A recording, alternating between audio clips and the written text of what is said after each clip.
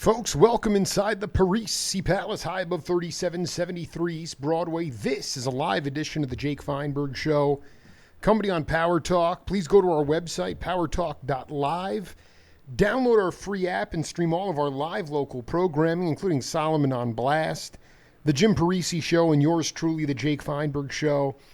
Can't thank you enough for making us part of your day today. And as I continue to traverse the musical landscape of our country, it is just a high honor to be able to connect with people who not just redefined the instrument, but also created new musical vocabulary on their instrument. I get a chance today to talk to the consummate teammate on the bandstand and a master musician, Steve Swallow. Welcome to the Jake Feinberg Show. Hi, Jake. Glad to be here. It's great to hear you, man. We just let in there with a little drum bass duet from it's called Jive Hoot with Stan, Gary, Roy Haynes, and yourself. And I really needed to. I've become very fascinated, Steve, with the early '60s conversations that were going on. Yourself, Scotty LaFaro, Gary Peacock, and I wanted you to talk about how you ultimately got involved, how you guys started to develop that musical conversation that, in my mind, was not really present before. It was either big band or it was bebop, blazing bebop, and here you had serious conversations going on. And I wanted to know about how you got that started, how organic that was. Well, I think something you said sets me off. I don't think the bass players alone were responsible for the change in the bass vocabulary. Absolutely not. Rhythm sections happened at that time. Yeah. It was really. I think we as bass players were responding to changes in the musical environment around us. I mean, it's interesting what you played just before we started talking.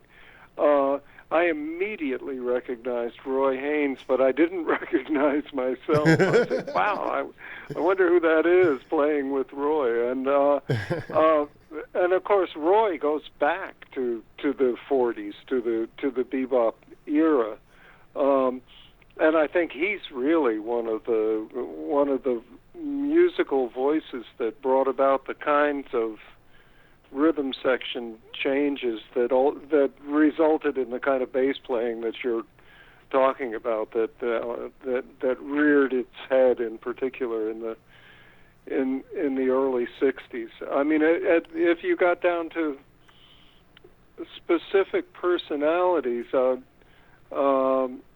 there's so much ground to cover, and so many different approaches to playing the bass in a rhythm section that was loosening up around the bass, and mine was just one of many. And luckily, there was a very fluent scene happening in New York at that time. I arrived in New York in February of 1960, and it was kind of the perfect time to have arrived. There was so much going on.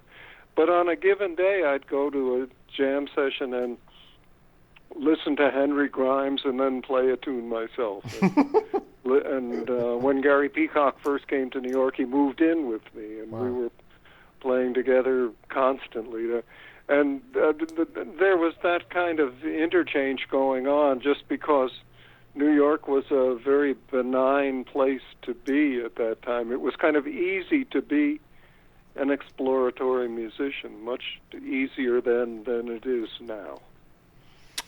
At 39, I look at my generation and I look at younger generations. When I go see a live musical performance, I just call it music. It's all music, like Duke said. And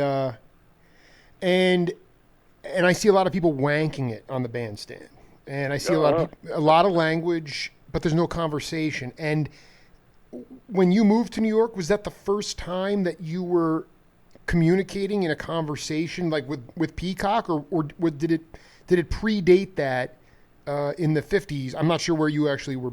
I mean, I do know where you were born, but I can't remember. But did that conversation begin before the benign early 60s New York when you moved there?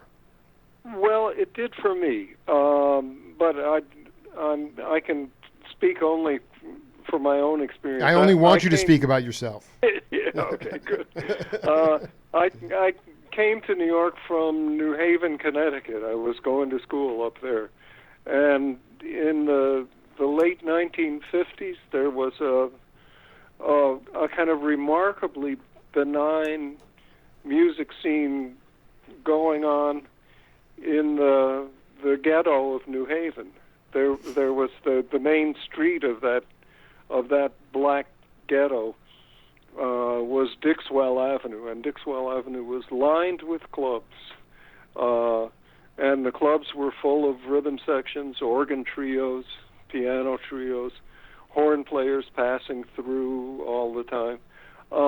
There was a kind of community scene that flourished in all the cities, large and small, in the United States at that time, and continued to do so until the late 60s, when that scene in the black community in particular kind of died out, or it was kind of snuffed out dramatically by the time of the riots.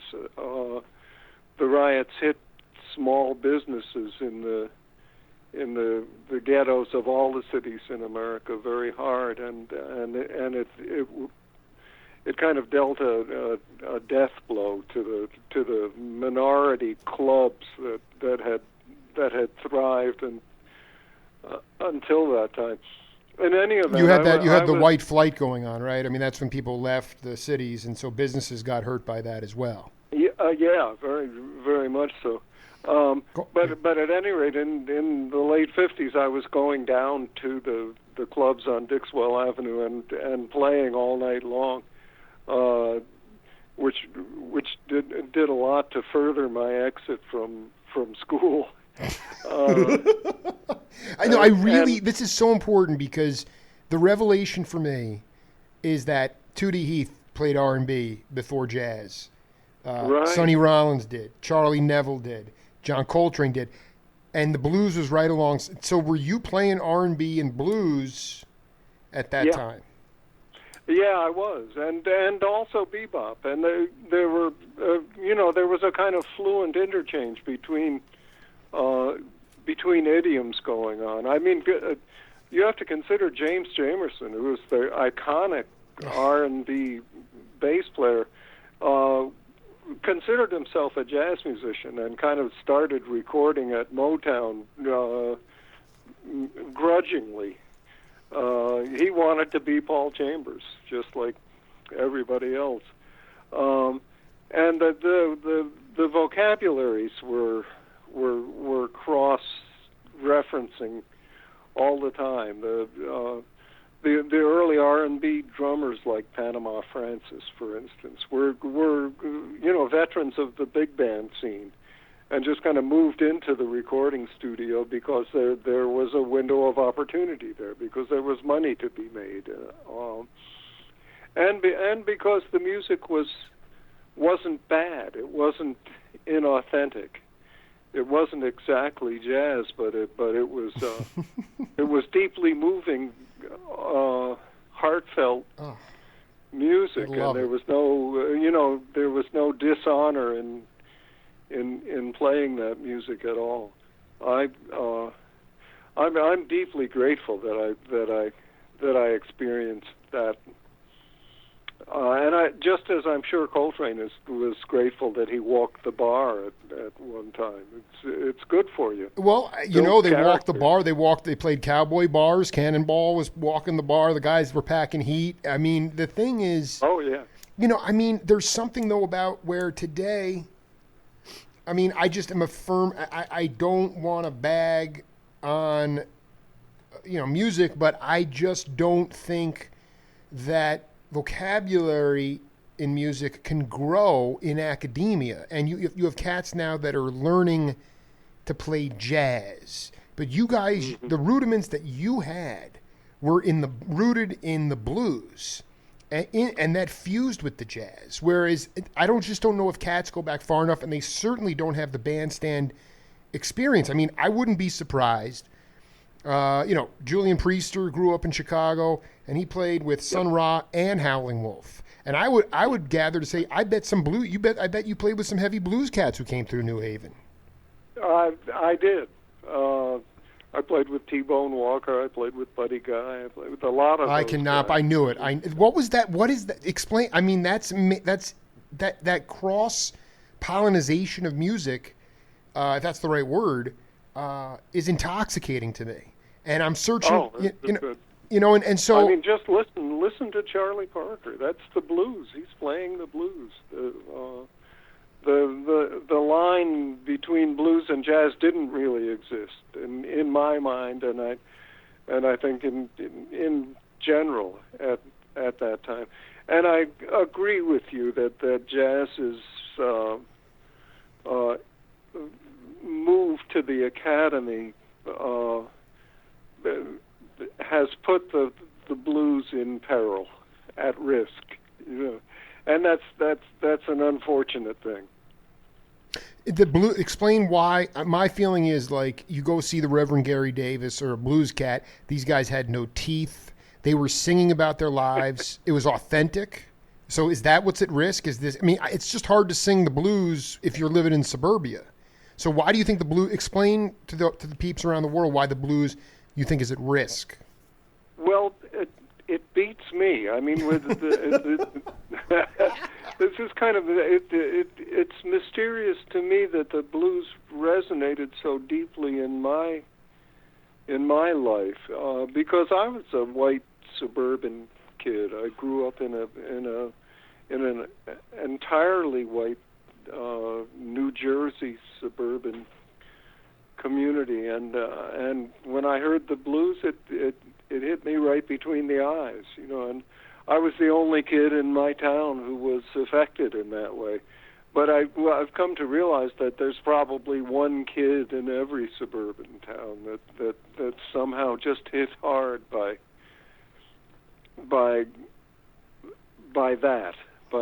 what's in the blues, by what's in jazz for that matter, which is a deep strain of the blues. Again, you said earlier we'd just call it music, and I agree that it comes down to that. When I listen to Charlie Parker, I hear the same kind of blues that I hear when I listen to B.B. King. It's and it's present in Coltrane as well, and it's everywhere, and it's not going to go away either. There may be a kind of dilution of that impulse in the music that's coming out of the schools and all of that stuff, but the blues is in no danger of going away. As long as there are women to break your heart, there's going to be the blues. Well, I mean, that dude, you are waxing poetic here. Talking to Steve Swallow here on the Jake Feinberg Show. So, did you know one of the dearest friends on my program is Emil Richards, and he played in New Haven with I want to say it was Toshiko and Eddie Marshall. I mean, were you crossing around with those cats at that time? I played in New Haven with Toshiko, and I did cross with Eddie Marshall. I also moved out to the Bay Area in the early 70s. Oh, we're not gonna rush into that because we're gonna have a ball with that. We're not gonna get there just yet. But no, Eddie was there, but Eddie at that time was living in Hartford, Connecticut, and was the best drummer in Connecticut.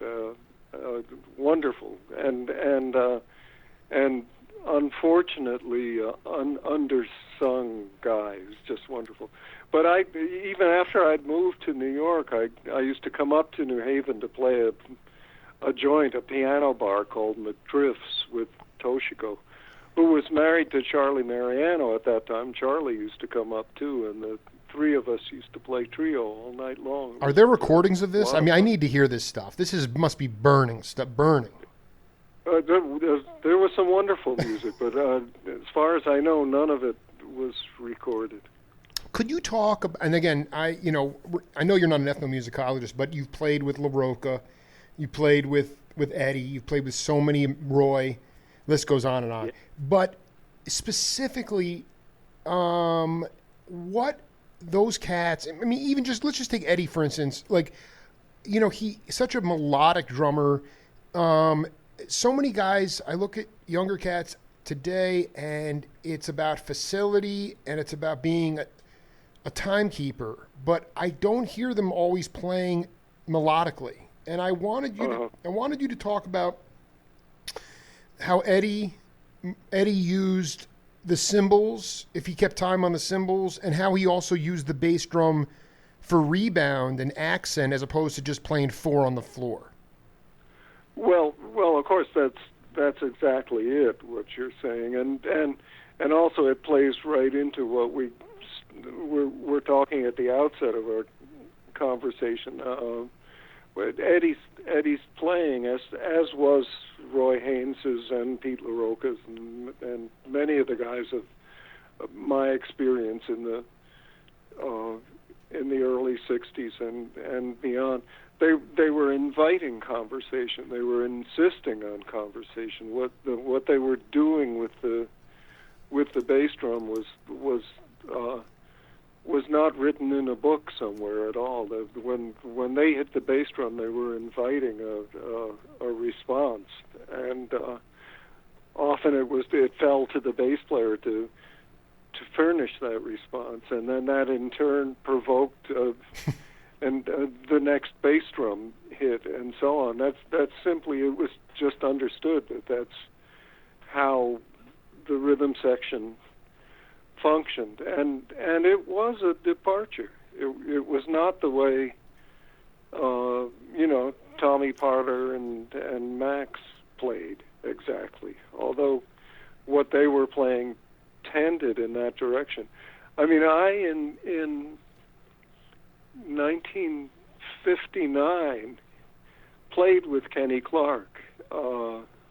Luckily, Kluk. I'm so grateful for that. Yeah, well, so talk about and experience that kind of conversational environment with him. And obviously, that was something he'd been doing since the early '40s, maybe even the late '30s. So we're looking at an evolution that occurred over a period of decades, not something that just sprung to life in the early '60s. It was a process that had been going on for some time, and I think the drummers too, and should rightly be given precedence in this situation. I do think that the drummers were in the vanguard of all of this and provoked what happened on the bass and provoked what happened to the left hand of pianists. And, of course, there were great musicians like Bud Powell and Mingus and so on who had a strong influence on other people on their instrument. But for me, I would have to say it was the drummers who provoked the kind of stylistic evolution that I witnessed and participated in the early '60s. And you did it prodigiously too. I mean, I want to go back for a minute to New Haven. When I interviewed Barry Goldberg, organ keyboard player from Chicago, he, Butterfield and Bloomfield. Butterfield grew up in a mixed neighborhood, so the blues was all around him all the time. Bloomfield and Goldberg heard it on the radio, and then they had to go seek and find it, and then they went into those clubs, and that's where they met T-Bone Walker and all these cats who basically raised them. And I'm curious with Swallow, what was it, a radio thing and you had to seek it, or did you said you lived in suburbia essentially. So I mean, what was that evolution like from the bedroom listening on the radio to getting into the ghetto? And at the time, it was not the ghettos of today, which are I mean, there's barely any jazz clubs. Yeah. So it was a different kind of ghetto. But were you hip to it, or did you hear it on the radio and then go seek it? I heard it on the radio and went out to find it. I was tremendously fortunate when I was 13 or 14 years old to discover that there were live broadcasts from Birdland that I could pick up. I was 15 miles from New York City, where my suburban home was. So I was at that age, I was listening to Clifford Brown with Lou Donaldson and all kinds of regular Birdland radio broadcasts, Symphony Sid, all of that stuff. And I was having to do it secretly, without my parents' knowledge. Late at night, I just slapped myself to keep myself awake until 1 o'clock in the morning, and then put the radio right by the pillow and lie there in bed and listen to the great bebop musicians of that time. And it was like a siren call. I mean, it just drew me in. But I wasn't able to really experience that music in its environment night after night until I was 20 years old and finally wound up in New York. I mean, I was lucky that as a teenager I was able to come into New York City from wherever I was, from the various schools I was sent to and all of that, and to go to the Cafe Bohemia and hear Miles and Sonny Rollins and in that environment. And I was going to Birdland and sitting in the Peanut Gallery and listening to Basie's wonderful band of the late 50s. It was an enchanted time for me. But then, everybody when they're 18 years old should be enchanted by something. Maybe. I feel like I'm getting younger with age, but I got to be honest. Your parents thought the blues was the devil's music? No. Luckily, my father was kind of open to it. My father had played, Big Spiderbeck type jazz as a college. He worked his way through college playing the alto saxophone. And he was encouraging. I lucked out in that regard. But you said you had to wait till your parents went to bed, or you didn't want them to know that you were listening to this music, or it was just late at night. Well, there was considerable resistance to black culture everywhere around me. And any white kid at that time, growing up in the Eisenhower years, was in that position. You had to emphatically seek that music out. It wasn't given to you at all.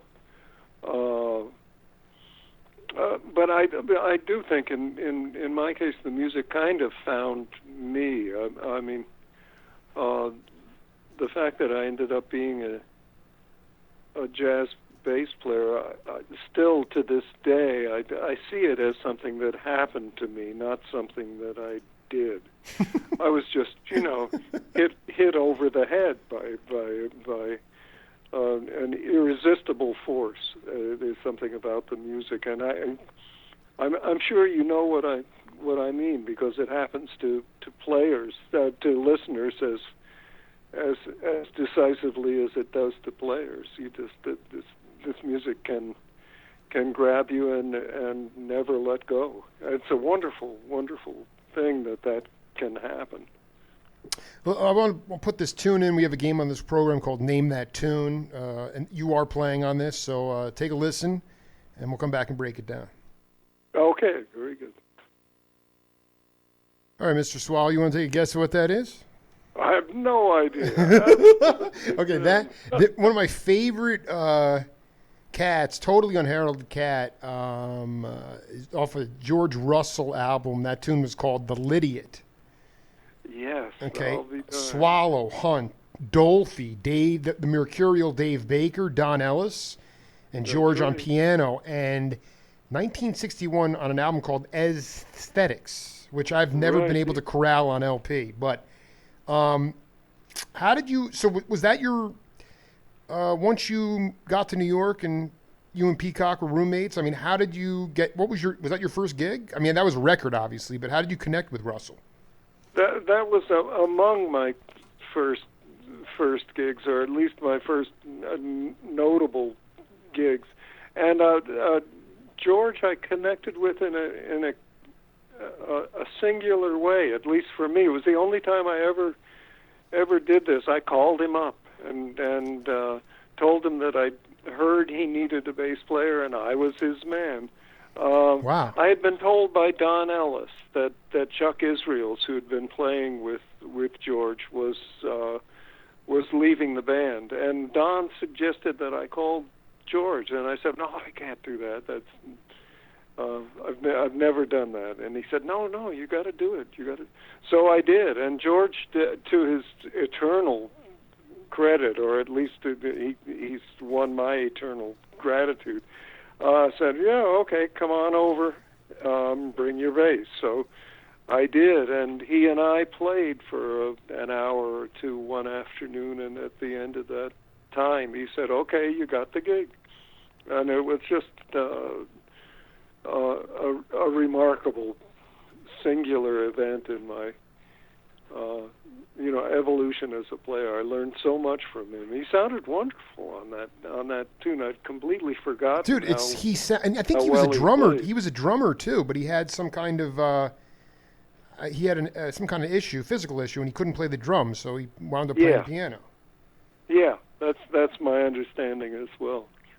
He sounded great on that. Well, it's just the whole thing is just it's so there was just a visceral energy, and I wonder.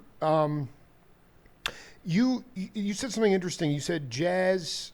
You didn't seek it; it found you. I mean, Right. Did you have aspirations? Like, were you getting off on like the burgeoning, like Elvis and Little Richard? Did you want to play rock? I mean, what in some way? I would love you to talk about the spiritual quality of how this melodic improvisation found Steve Swallow.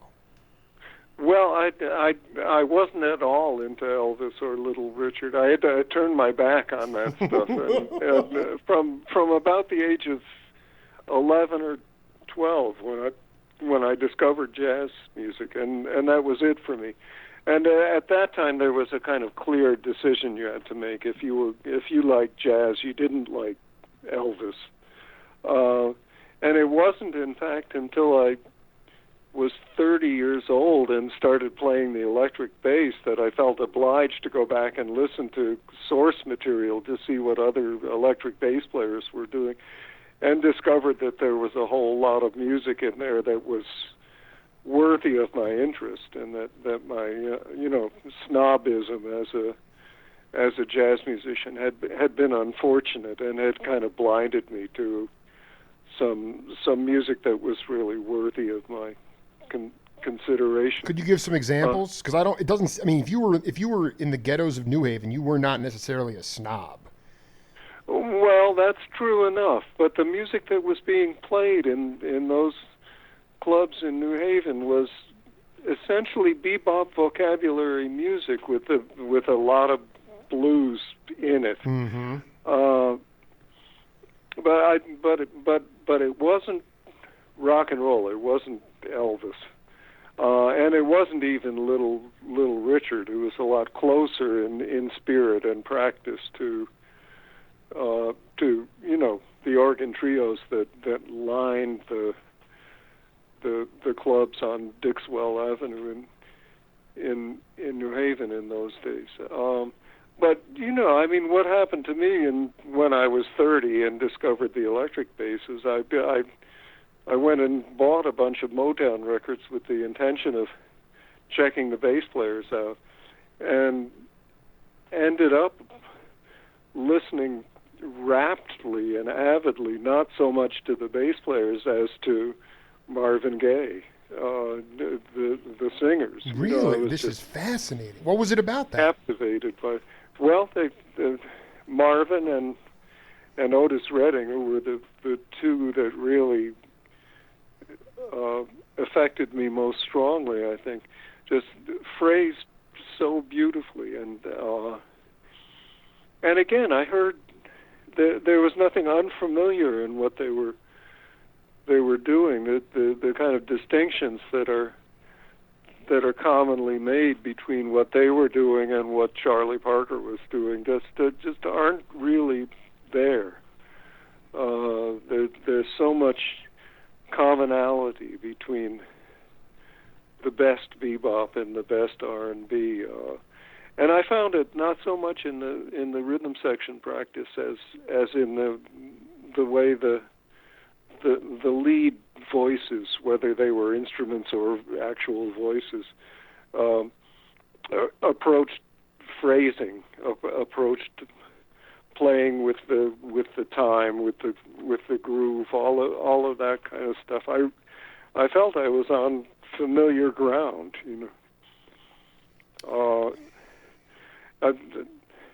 I mean, Marvin Gaye had so much to teach anybody about how to phrase, how to make a melody sing, how to, and in particular with the bass, the concern is to make it legato. The electric bass is such a at its worst such a staccato instrument. To get it to sing is really a challenge, and I found that listening to the voice and listening to the way the voice phrased was the key to my own phrasing. But it's very and I often find it's interesting, people that, guitar players learn rhythm from Hammond B3 players, and you rarely learn from the instrument that you wind up becoming a musician with. And there's just so much going on in my head. Quick question for you. Do you know the first time the electric bass was recorded on, and again, I'm sorry to use labels, on a jazz record? Well, I'm not. You probably know better than I, but the source, Monk Montgomery has to be close to the. You're right. You're absolutely right on. I mean, if you want to keep going, you nailed who it was. It was Monk. That's great. Yeah, and the record, it was, I don't know the name of the record, 1953 Art Farmer record. Oh, with wonderful. Monk. So can you talk about the first time you saw Monk playing the electric, like when the Fender bass? I mean, what was it that eventually? Because I love you playing the upright. I mean, I could be totally content the rest of my life if you had never discovered the electric bass, but you did, and I just want to know the first time, was it Monk that you saw playing it, and what was that like? No, in fact, I never saw Monk play live. It was only on record I became aware of him, and only after I had made the change to electric bass. And again, for me, the change to electric bass was something that happened to me, not something that I did. In fact, I was playing with Gary Burton in the late 1960s, and he and I had a gig at what was the precursor to the NAMM show, the kind of instrument. Sure. What was it called? What was it called at the time? I don't even recall. It was a precursor but it was to NAMM. Yeah, I dig. It was essentially the NAMM, but an earlier incarnation. And the Musser Vibe Company was paying Gary, and Gary was paying me to work with him to play 20 minutes on, 40 minutes off all day at this show that included every known musical instrument manufacturer at the time, and we did it for 2 or 3 days running, and I got incredibly restless and bored after the first few hours of this, and I'd kind of gone around to every booth but the electric instrument booths, because I had the typical jazz musician's prejudice against these instruments.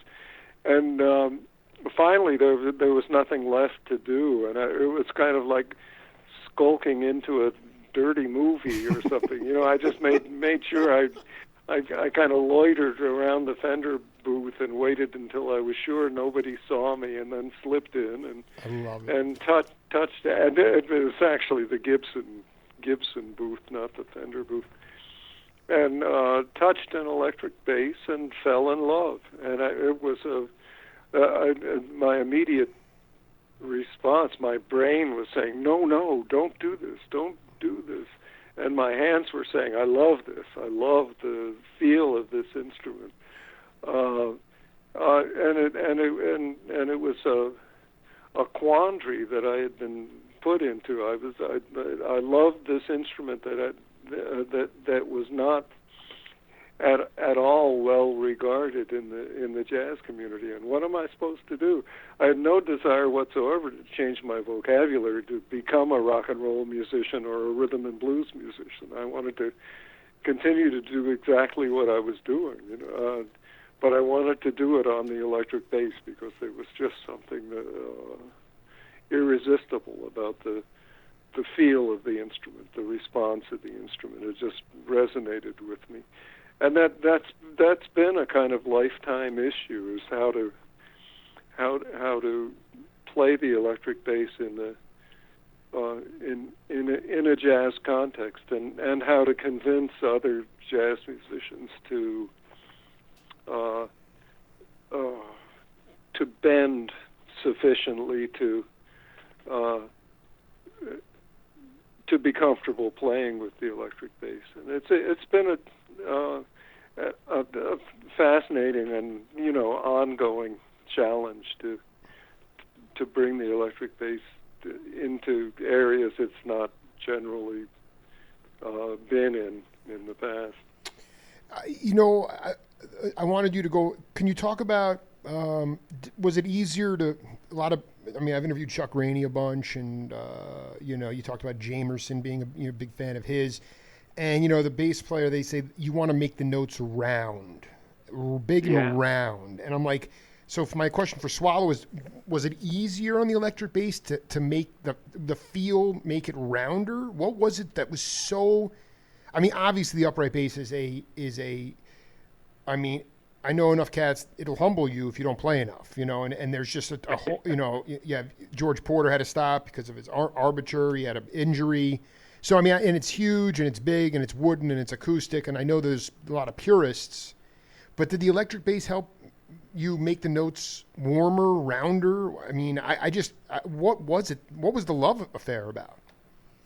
Well, to begin with, love is irrational. That's right. So it wasn't that I all of a sudden discovered advantages. It wasn't that at all. It just grabbed me by the neck, and there it was. It's been a long learning process to get the electric bass to respond under my hands in a way that integrates it within the jazz rhythm section, that integrates it with a drummer who's playing ting ting a ding on the cymbal instead of boom boom chack. It's definitely a life's work, but it was something I had no choice but to take on, because as I said, I didn't want to change the idiom I was playing in. I was thoroughly devoted to playing jazz music, but with this strange instrument in my hand. I've had to learn techniques that allow the electric bass to function well in the context of a jazz rhythm section. And I've also had to seek out guys who make instruments, who make electric basses, who are willing to listen to me and to to try to accommodate my needs. I mean, the Fender bass is a remarkable instrument. It's astonishing how much Leo Fender got right in the early 50s when the Fender Precision and the Fender Jazz bass first came onto the market. They're remarkably efficient machines. They play low notes with extraordinary efficiency, and that's more than can be said of the acoustic bass. The acoustic bass is full of the kind of personality that makes it difficult to play a major scale over 2 octaves evenly, with each note exactly is shaped exactly like its predecessor and the one that follows. You know, that's the electric bass can do that. The acoustic bass doesn't do that. But on the other hand, every acoustic bass has a singular personality, and part of what's the wonderful journey of being an acoustic bass player is finding your instrument. You know, finding in effect your mate.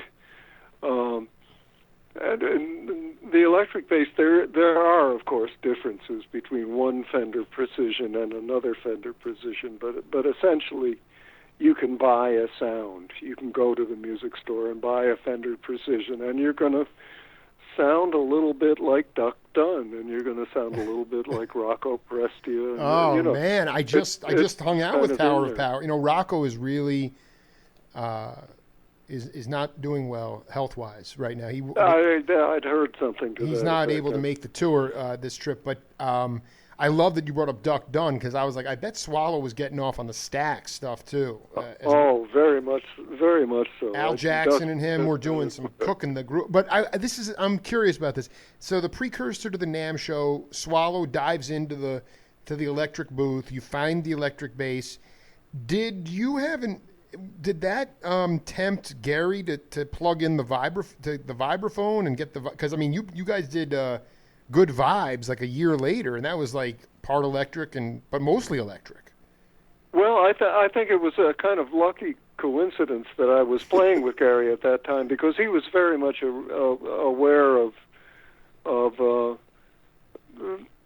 musics that used the electric bass. He was for one thing a huge Beatles fan, loved the Beatles. He was just young enough to have discarded the kind of prejudices that people even my age, that is to say 4 or 5 years older than Gary, had about any kind of rock and roll, that kind of stuff. And Gary was at the time I discovered the electric bass, was deeply immersed in the Beatles and country music, yeah. Oh yeah, just everywhere. Yeah, and country music. He had played with Hank Garland and all of that stuff. And not too long after I'd actually begun playing the electric bass on the gig with Gary's approval and even encouragement. Larry Coryell joined the band, and Larry had a lot of information about electric music that was valuable to me. And, you know, of course, I remember the first time I heard Jimi Hendrix. It was a revelatory experience. I was driving in a van with Coryell and Gary Burton across the Golden Gate Bridge. It couldn't have been more dramatic when, you know, Purple Haze came on the radio. And, you know, electric music just got a lot bigger for me. By the time we'd reached the end of the Golden Gate Bridge, I'd been had. You know, it was. But I was lucky in that the environment was shifting at that time, and the possibility of playing the electric bass was opening up, and playing the electric bass in jazz was, I think, opening up for the first time. And jazz music and the rock and roll of that time were coexisting to a certain extent, to a greater extent than they do now. The Burton Band, when I was in it, opened for Cream and Electric Flag at the Fillmore in San Francisco. I know you're already. These are questions that were bouncing around my head, and I knew. You know, you hear about Charles Lloyd's band playing with Tiny Tim and Jefferson Airplane and all these amazing smorgasbords of music, and I'm like, Burton's. There's no doubt that Swallow was at the Fillmore West with like the Sons of Champlin, or can you talk about the Bill Graham and how that? Did you play the Fillmore East first or the Fillmore West first? The West first, before there was the East, and Bill Graham was a jazz fan. Huge music fan, yeah. He was a music fan, yeah, right. But he was well aware of the young jazz bands that were rising up at that time in the early '60s, and he very often at the Fillmore West there was a 3-band bill. And he would make the opening band a jazz band, and then the 2 succeeding bands, rock and roll bands. Right. Right. It was again a revelation to me just to hear the volume at which Cream played. I'd never heard music that loud before. It was Jack Bruce. So Jack Bruce was also an upright player for many years. Yeah, right, and knew his way around jazz vocabulary. Eric Clapton did not. Eric was a blues player with no jazz in there. But Jack and Ginger had both played at Ronnie Scott's and we're crossing back and forth between those communities, as were many people at that time. And the Burton Band was experimenting with vocabulary that was foreign to the pure post-bop idiom that was going on at that time. But then again, so was Cannonball's band. You know, it was a time when distinctions between musics were breaking down. Absolutely. Were being broken down forcefully. So can you talk about, people will talk to like Larry Klein, people like Tommy Coster, who played with Santana, and they talk about the most exhilarating thing hearing Miles's group from '65 with Tony and Ron. They'd start out playing a, American songbook, like My Funny Valentine. You play the head, and then they'd leave the head of the tune, and then ultimately the rhythm section would break up the time, and they would break up the form, and then they would come back in. And that was for a lot of jazz cats that were younger, just getting their feet wet. That was completely revolutionary. And can you talk about so that was Miles's quintet, but like with Roy, even though we let in and that was kind of a drum bass, very brief one. Can you talk about how you work the breaking up time, breaking up form? I find today one of the issues when I go see jazz, well, number one, jazz is supposed to be blue collar music, but you go and it's extremely, at least in this country, you go to a place in New York, it's very upper crust, but it's very formulaic. You start with the guitar solo, then you get an organ solo, then you get this, and then you're done. And can you talk about breaking up time and form in the swell, and the drummer that you got off on doing that with the most? Yeah, sure. Well, the answer to that last question is Pete LaRocca, beyond a doubt, and I say that I think it's just that Pete and I found each other at a time in our histories and at a time in the history of music in New York at that time, when things were happening, when it was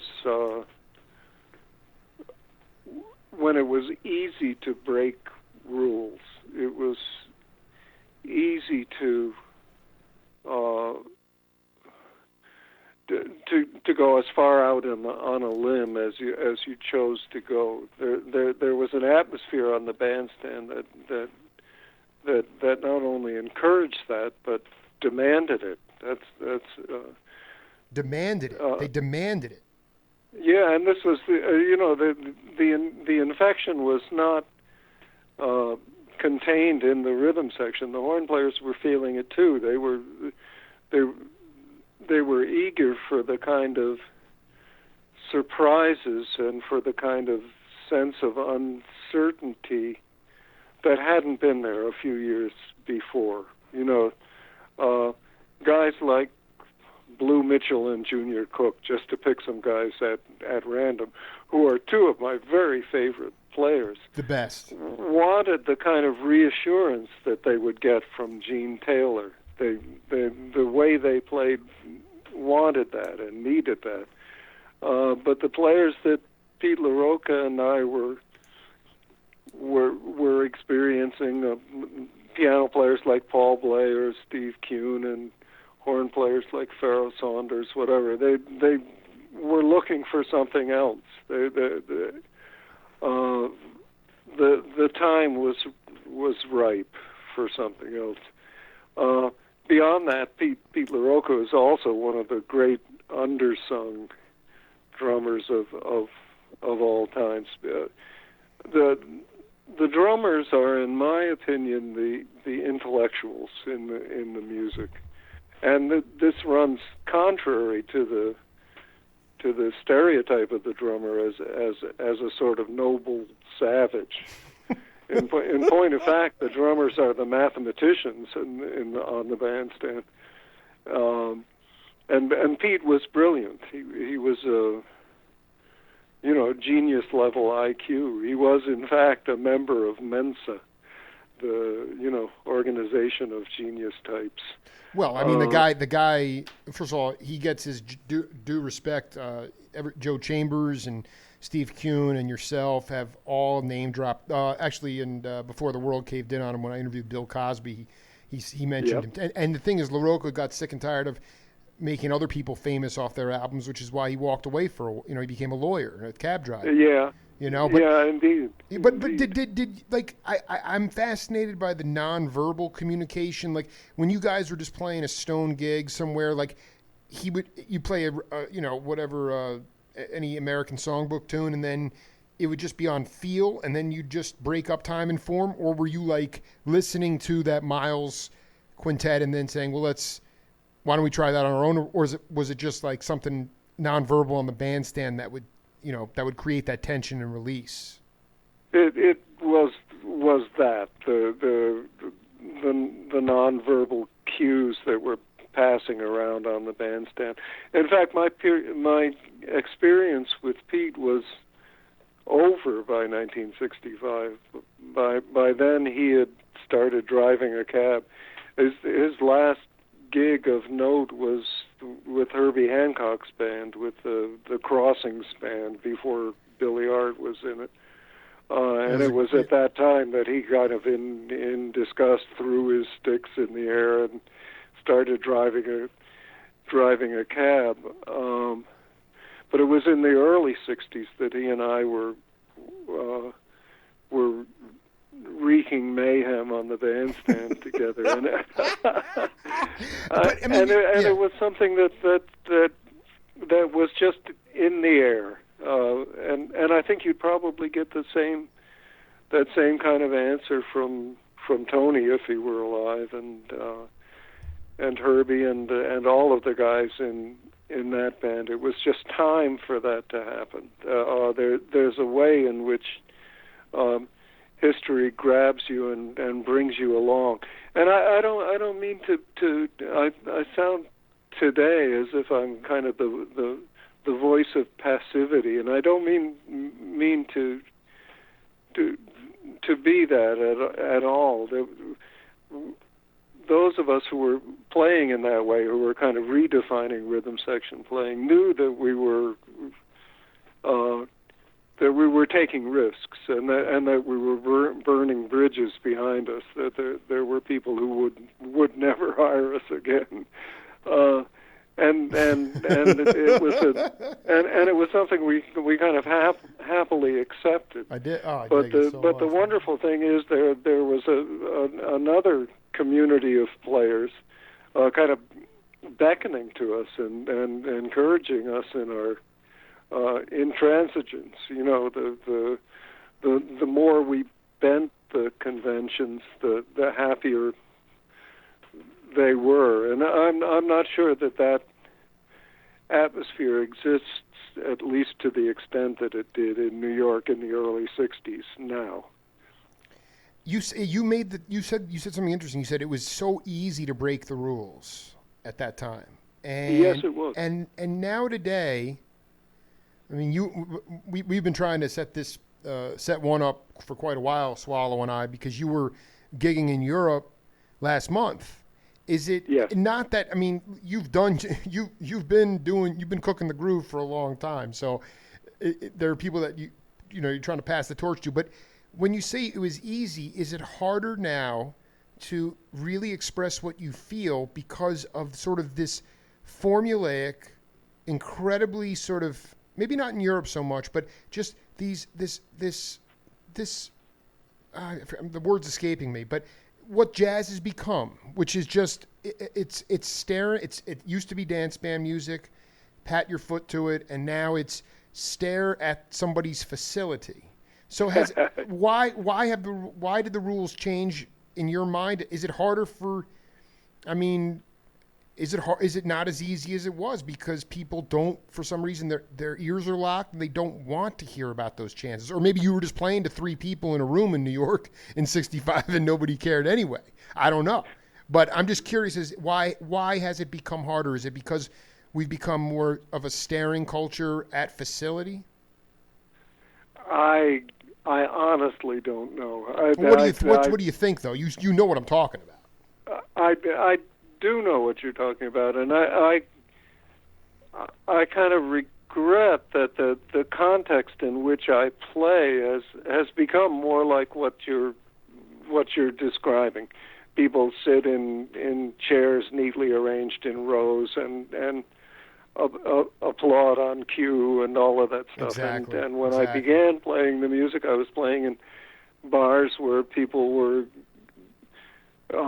into each other as much as they were into the music, and that was not an offense in the least. There was a kind of benign hubbub going on in the nightclubs in the late '50s and the early '60s that created a very permissive atmosphere on the bandstand. You really got the feeling you could play anything you wanted because unbelievable. The club was there for all kinds of other reasons. Exactly. The club was there to facilitate various sexual rituals, all kinds of stuff. And the clubs were also a nexus of political activity, social activity of all sorts. They were community centers, and unfortunately, I think communities kind of lack these centers, or the centers have shifted. The centers that are serviced by jazz music have certainly shifted. I mean, the audience is almost unanimously white, for one thing, and that's a curious thing. I sort of watched that shift happen, and obviously the phone rings, somebody hires you to play a gig, you do the gig, and you watch the terms shift without the sense that you can do anything about it.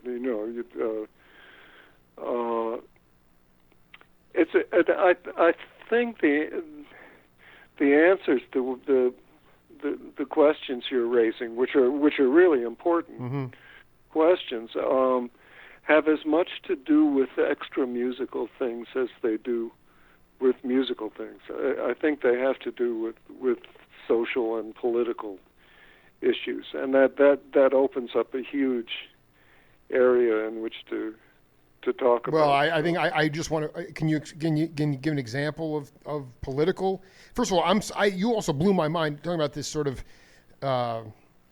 like sexual. I thought you were going to go in the drug area where it was, clubs there were multi-purposes for the jazz clubs, but you're telling me there were orgies at jazz clubs?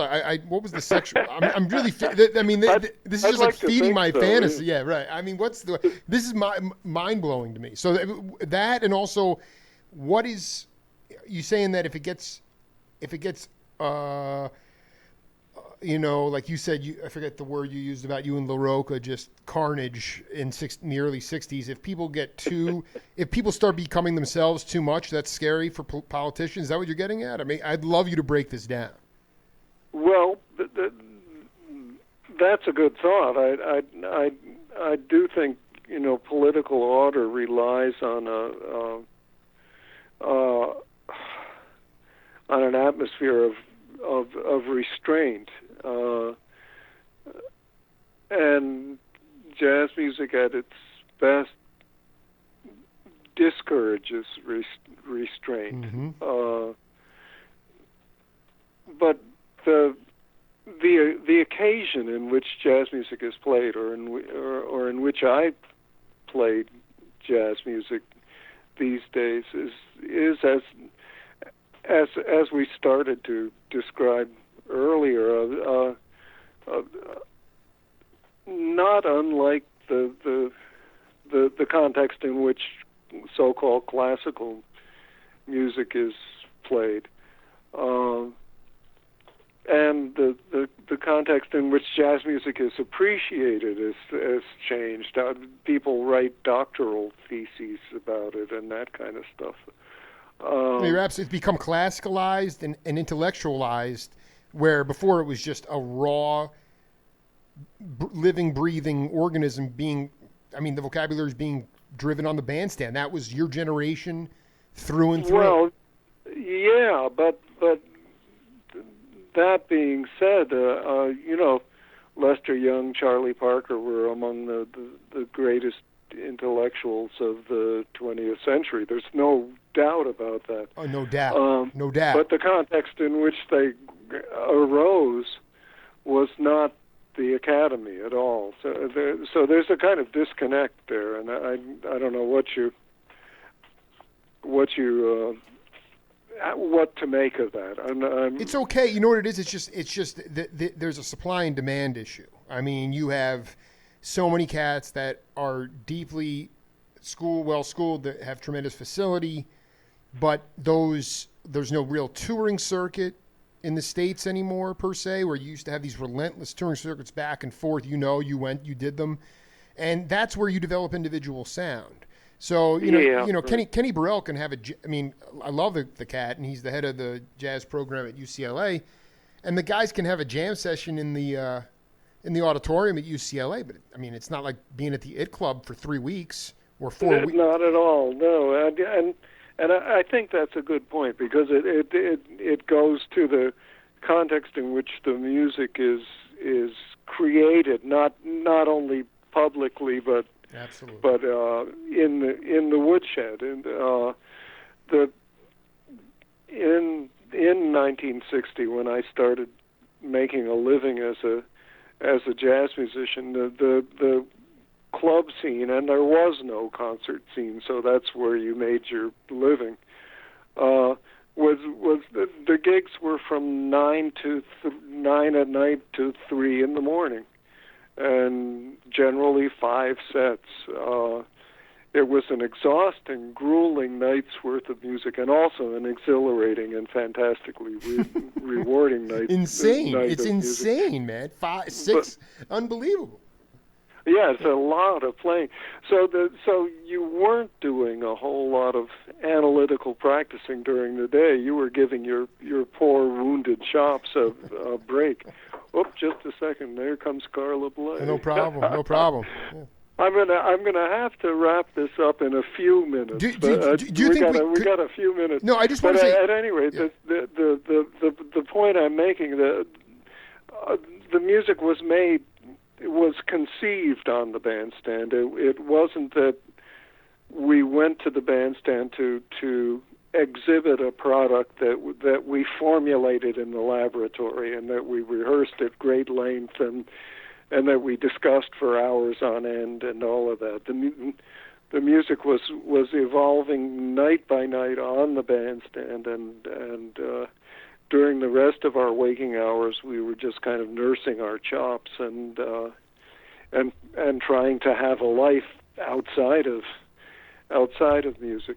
And this is no longer the case now. The typical jazz gig is one or two sets, and it's a concert presentation, and the expectation, the audience's expectation, is that you'll present a well thought out program of music that's been meticulously conceived and crafted. And that's great, but it does kind of remove the soul. It's called soul. There's no soul. I'm reluctant to say that because at its best, that kind of music, the music that's carefully conceived and presented as a well conceived package, can be wonderful, but. Hey, I know we only got a couple minutes left here. I just want to play you this one more piece of music, and then we'll break it down. Yeah. Okay.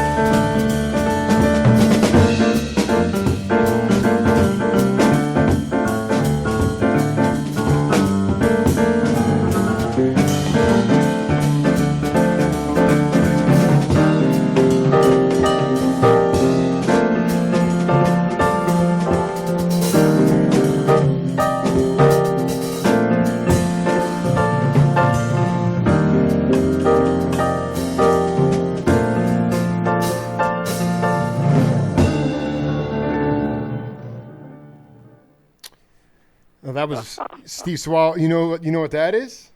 No, I have no idea. I mean, this is why I love doing this show, Swallow. That was okay. This is, and we can wrap set one on this story. We've already vetted Bill Graham and the Fillmore West. This was Banana and the Bunch, Vecchio Nanner, Joe Bauer, Steve Swallow. That tune was called The Great Blue Heron, and I've never been able to get my hands on this record, but I've known about it, but I had no idea that you were on it, and I said, that's when I knew that when Burton, that's when I knew you were cooking with the Youngbloods out there. So please talk about how you connected with Banana, Vecchio Nanner, because this album cooks. You're playing electric bass. It's cooking, man. Yeah, it's a wonderful. I haven't heard that. I'll send you the track. It's so great. Yeah. In decades, yeah. It's wonderful. I connected with them when I moved to the Bay Area, to north of San Francisco in Marin, County, I moved to a legendary town called Bolinas that was full of poets, wonderful, wonderful poets. And I was right down the coast from where Banana and Joe Bauer, the drummer, lived. They were 2/3 of the Youngbloods. Oh my God! I cannot believe that you were living with these post-beatnik. You were with these. What other poets were there?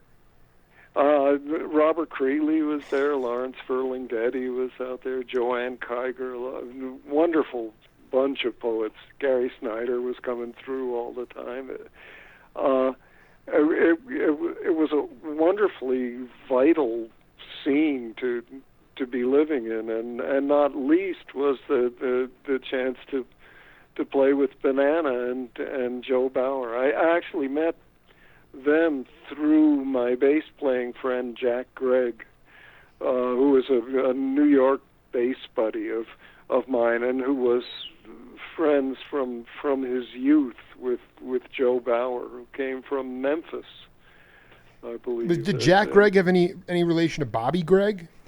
No. No. So I mean, I'm just trying to get my hands on this. You, were you also like playing? I'm sorry. What year did you move out there? 72. 70. You were right on the cusp of every ridiculous music scene in this country, Swallow. I mean, I don't know how. I mean, so you moved out there in 70, and you were playing the Trident, or like what was your jazz group out there? Well, I had been playing the Trident for weeks on end with Burton's band before I moved out there, and in fact, I developed an infatuation with Marin County during the time I was working out there with Gary Burton. And when I wanted to leave New York, the place that appealed most to me was Marin County, and I just kind of went out there with hope in my heart and little else, and found my way into a music scene, and it was a kind of seminal time for lots of stuff. I got to hang out with the Jefferson Airplane and to go to lots of Grateful Dead concerts and to play with the guys from the Youngbloods a lot. And on the other hand, I was also playing with Art Landy, who's a wonderful piano player. Oh, Art Landy, are you kidding me? He was out there at the time, and Mike Knock was out there at the time. So there was also a jazz scene and a certain amount of fluent movement back and forth between various scenes. You're right. I just happened to be in the right place, or what was the right place for me, at any rate, at the right time. Did you know Mike Knock from Harlem back in the early '60s? No, I didn't. I met him out there. I knew of him, and we had, we'd been in the same room with each other on occasion on the East Coast, but I didn't know him at all until I came out to San Francisco. But then we heard that each other was there through the grapevine, and I forget who made the phone call, but one of us called the other, and before we knew it, we were playing together. Elliot Sigmund was the drummer at the time. Absolutely. No, I mean, this is just before I let you go, did you play with any of the electric drummers like Buddy Miles? I mean, because there were these guys living on houseboats out there. There were these hippie communes everywhere. I mean, all the cats were there, and I'm like, Swallow, if you're just getting, you just had the NAMM show thing. You're playing the electric bass, and the John Conn's out there. All these ridiculous guys. I mean, did you play with any of the who were some of the drummers you got to play with from the rock side? Very few of them. I wish I had played with Buddy Miles. I loved Buddy Miles, but I didn't.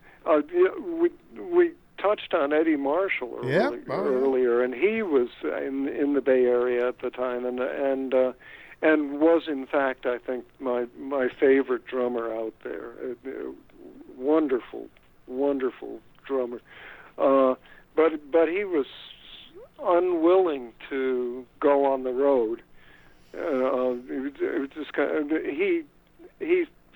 he's one of a number of great musicians, and we could devote programs on end to uncovering them, who for one reason or another just didn't want to travel in the circles that made the pages of Downbeat and that got the awards and the attention and did the record dates. Favorite all-time drummers, but he was just unwilling to present himself. But you would play in like Japantown at Jigogu, or what? You just guys would get together and play. Yeah, exactly. The gigs the unremarkable gigs, and we'd just get together and play. And there was a constantly shifting roster of a half dozen or so clubs that came and went. Many of them lasted for no more than a half year or so. And jazz music was already at the point of kind of scuffling for an audience. No doubt about it. So there was that to factor in as well.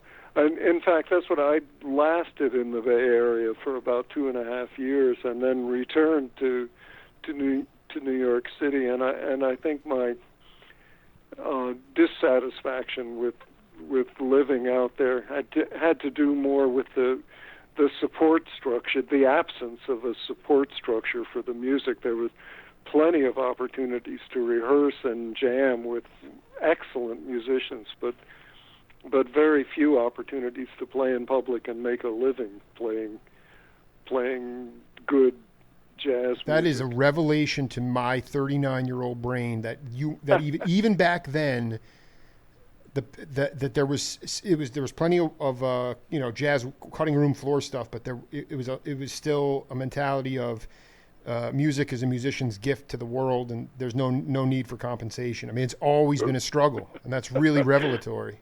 It has, I think. Yeah.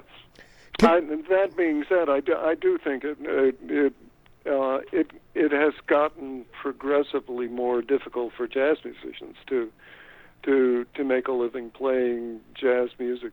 My hope is that what's happening is a kind of pendulum swing, and that inevitably the music will come back. The nice thing about Marin County at that time, too, the cost of living was very reasonable. Today, it's just crushing, so it's hard. Yeah, right. Today, it would be out of the question. Yeah, at the time, it was possible to live there, and what a glorious place it was. It's heaven on earth out there. How have you kept your heart open? Part of my show is about love, and we are living in a somewhat of a despotic time if you get sucked into it. And I just want you to talk to peeps around the world about how you have kept your heart open, even in the midst of sometimes when you could have closed it, but it's always remained open. Well, I'm reluctant to give a glib, quick okay, yeah, no, that's fine. That's fine. But what springs to mind is it's the music that's kept me afloat, and I feel insanely fortunate to have discovered it and to have immersed myself in it to the extent that it's given me back the life that I have. That's it. That's it for me. That's it. The music is it for me. Yep. So can we do set 2 and maybe next week or after the new year? I have a lot more to get to with you, but we've already been cooking for 80 minutes. Yeah. Okay. I'm about to go back on the road, so we'll talk, but sometime in the new year for sure. All right, man. Steve Swallow, such an honor to connect with you, man. And safe travels, and yeah, man, try to loosen people up out there. They got it's not about facility, man. It's about let the body dance, as Bob Moses says to me. Let the body dance, Sounds good to me. But thanks, Jake. It's been fun talking with you. Oh, good deal, man. I'm glad. Look forward to it again. All right, man. Okay. Later on. Yep. See you. Cheers. Bye. Bye-bye. Steve Swallow. I've looked forward to talking to him for a long, long time, and serious player. And like most of these guys, a tremendously evolved human being. I think we're setting up shop here with Ramon Yuma in a couple minutes. Until then, peace.